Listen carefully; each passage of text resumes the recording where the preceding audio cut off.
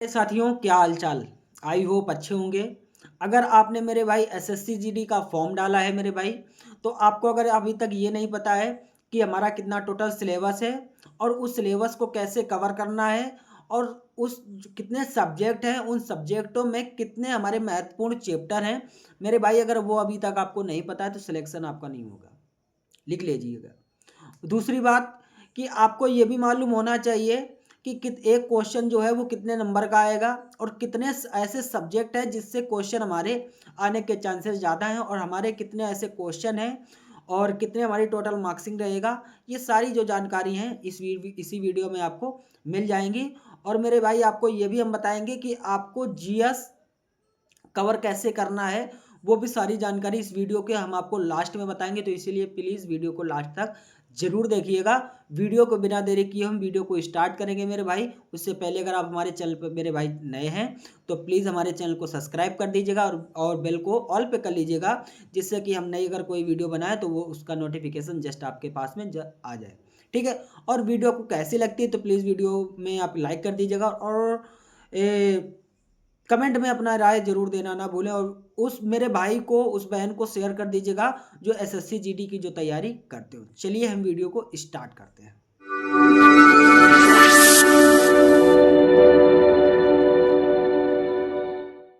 ये मेरे भाई आ गए अपनी स्क्रीन पर और आपको बताते हैं सारा कुछ। आज जितना भी जो प्रोसेस रहेगा मैं आपको एक एक चीज़ बारीकी से समझाने का प्रयास करूंगा मेरे भाई।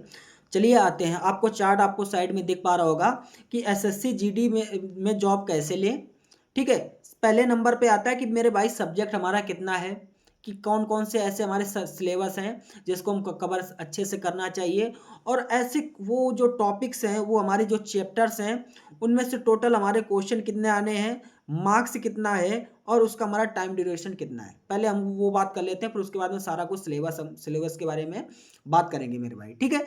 चलिए सबसे पहले जो फर्स्ट नंबर पे है लिखा है जर्नल इंटेलिजेंस एंड रीजनिंग, यानी रीजनिंग के जो हमारे टोटल क्वेश्चन रहेंगे वो हमारे 20 क्वेश्चन रहेंगे।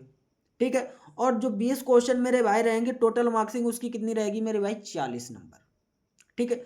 दूसरा आता है कि जनरल नॉलेज यानी जीके। जीके के भी हमारे 20 क्वेश्चन रहेंगे मेरे भाई और उसका जो मार्क्सिंग जो रहेगा मेरे भाई वो हमारा 40 नंबर का रहेगा। तीसरी चीज एलिमेंट्री मैथमेटिक्स। मैथमेटिक्स के भी हमारे मेरे भाई 20 क्वेश्चन रहेंगे और उसमें हमारे 40 नंबर का हमारा मार्क्सिंग रहेगा। अब आता है English and Hindi. English and Hindi ये भी हमारा 20 नंबर का रहेगा और इसमें टोटल हमारा जो नंबर बनेगा जाके 40 नंबर बनेगा जाके।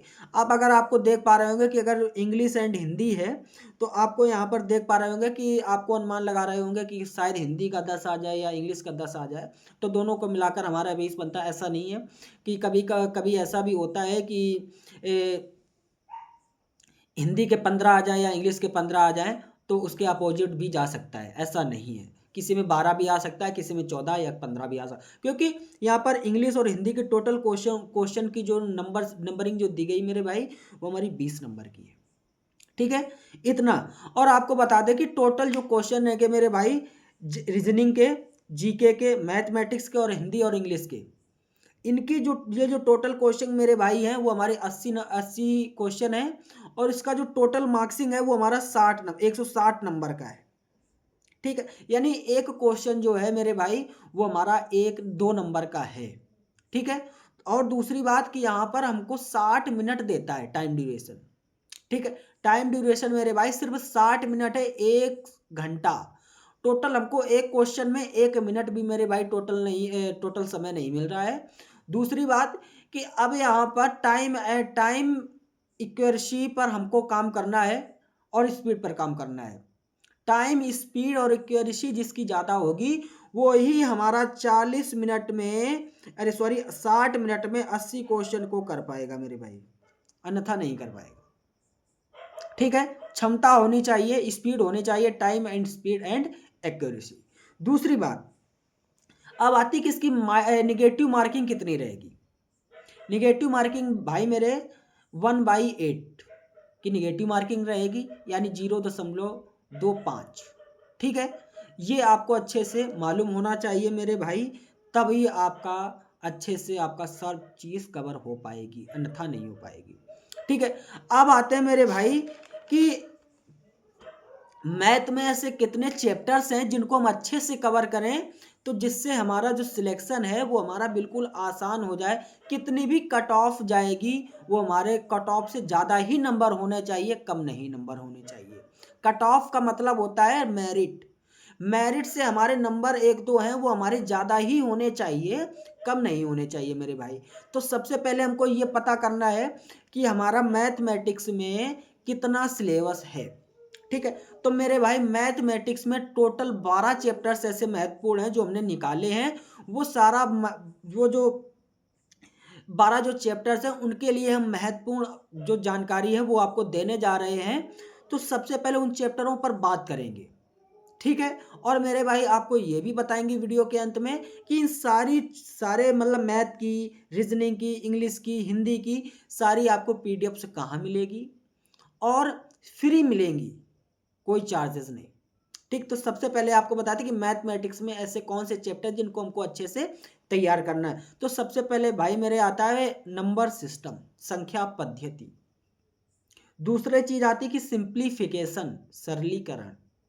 तीसरा आता है कि डेसिमल एंड फ्रैक्शन, दशमलव और भिन्न। ठीक है, चौथा आता है कि प्रॉफिट एंड लॉस, और उससे प्रॉफिट एंड लॉस से पहले आपको पढ़ना है परसेंटेज। परसेंटेज के बाद में आपको पढ़ना है एवरेज, औसत। उसके बाद में आपको मेरे भाई पढ़ना है प्रॉफिट एंड लॉस। उसके बाद में पढ़ना है आपको है सिंपल इंटरेस्ट, साधारण ब्याज। उसके बाद में पढ़ना है आपको कंपाउंड इंटरेस्ट, चक्रवृद्धि ब्याज। फिर उसके बाद टाइम एंड डिस्टेंस, समय और दूरी। चौथा मेंसुरेशन, यानी जिसको 2D 3D बोलते हैं, यानी क्षेत्र मिति। क्षेत्र मिति में ही मेरे भाई 2D और 3D आती है, जिससे में 3D बहुत हार्ड है। ठीक है, उसके बाद में आता है time and distance, time and work. ठीक है, समय और कार्य। उसके बाद में आता है रेशियो एंड प्रोपोर्शनल, अनुपात और समानुपात। और आता है डाटा इंटरप्रिटेशन, यानी डेटा की व्याख्या करना। ठीक, तो ऐसे 12 से 13 चैप्टर हैं जिनको आपको अच्छे से कवर करना है मेरे भाई। तो ये सारे चैप्टर जो है वो हमको मैथ में ही कवर करना है। चलिए, इतनी बात अगर हो गई तो अब आते हैं रीजनिंग पर। रीजनिंग में क्या क्या है। रीजनिंग में महत्वपूर्ण चैप्टर उठाए हैं, जिसको जानना समझ में आएगा वो वीडियो को दोबारा देख सकता है मेरे भाई, स्किप करके देख सकता है। और आपको जो भी ट्रायल चाहिए वो आप मेरे इसको कमेंट करना, आपके डीएम में पहुंच जाएगी। दूसरी चीज़ अब आती है रीजनिंग का सिलेबस के बारे में। सबसे पहले पढ़ना है हमको क्लासिफिकेशन। उसके बाद में पढ़ना है एनालॉगी। उसके बाद में पढ़ना है वेन डायग्राम। उसके बाद में पढ़ना है मेरे भाई नंबर सीरीज। ठीक है, उसके बाद में आता है ब्लड रिलेशन। उसके बाद में क्लॉक पढ़ना है। फिर उसके बाद इनक्वलिटी पढ़ना है। उसके बाद में मिरर पढ़ना है। फिर से एक बार बता रहे हैं, क्लासिफिकेशन मेरे भाई पढ़ना है, एनालॉगी पढ़ना है, वेन डायग्राम मेरे भाई पढ़ना है। उसके बाद में आपको नंबर सीरीज पढ़ना है, ब्लड रिलेशन पढ़ना है मेरे भाई, क्लॉक पढ़ना है, इनइक्वालिटी पढ़ना है, मिरर पढ़ना है। आगे आते हैं, मैथमेटिकल सीरीज पढ़ना है। ठीक है, डायरेक्शन पढ़ना है, दिशा। उसके बाद में कोडिंग डिकोडिंग पढ़ना है। कोडिंग डिकोडिंग मैथ रीजनिंग की जान है। वो अगर वो हर सिलेबस में आता है, वो सिलेबस का ही एक जान है यार। ठीक, ऐसे उसको छोड़ नहीं सकते हैं। दूसरी चीज़ कि चाहे जो जिसकी भी आप प्रिपरेशन कर रहे हो, कोडिंग डिकोडिंग मेरे भाई आता ही आता है। उसके बाद में आता है रैंकिंग। उसके बाद में आता है क्यूब एंड डाइस। उसके बाद में आता है काउंटिंग फिगर। ठीक, तो ऐसे हमारे 12 से 13 इसके भी हमारे चैप्टर्स हैं, इनको भी हमको अच्छे से कवर करना है। अब आती है कि हमको जीएस। जीएस में मेरे भाई आपको हम ये भी बताएंगे कि हम किस सब्जेक्ट से हमारा जो किस सब्जेक्ट से कितना क्वेश्चन फंसेगा, ये भी आपको बताएंगे। सबसे पहले अब आता है जीएस। जीएस में जीएस की अगर बात करें तो हिस्ट्री से हमारा एक क्वेश्चन आएगा मेरे भाई, जुड़ते जाना आप लोग। जियोग्राफी से हमारा 2 क्वेश्चन आएगा। इकोनॉमिक्स से 1 क्वेश्चन आएगा मेरे भाई। स्टैटिक जीके से हमारे 7 क्वेश्चन के करीब आएंगे, 7 से 8 क्वेश्चन आपके आ सकते हैं। उसके बाद में आता है स्पोर्ट्स। स्पोर्ट्स और स्टैटिक जीके को मिलाकर आपके 7 क्वेश्चन आएंगे मेरे भाई। पॉलिटी के 2 क्वेश्चन आएंगे। उसके बाद में करंट अफेयर्स के आपके 4 क्वेश्चन आएंगे और लास्ट में आता है साइंस के हमारे 4 क्वेश्चन आएंगे। ऐसे हमारे टोटल जो क्वेश्चनों की ड्यूरेशन जो बनता है हो जाके वो हमारा 20 क्वेश्चन बनेगा। ठीक है, तो मैंने भाई आपको मैथ का फुल कोर्स बता दिया, रीजनिंग का फुल कोर्स बता दिया, जीएस का फुल कोर्स बता दिया।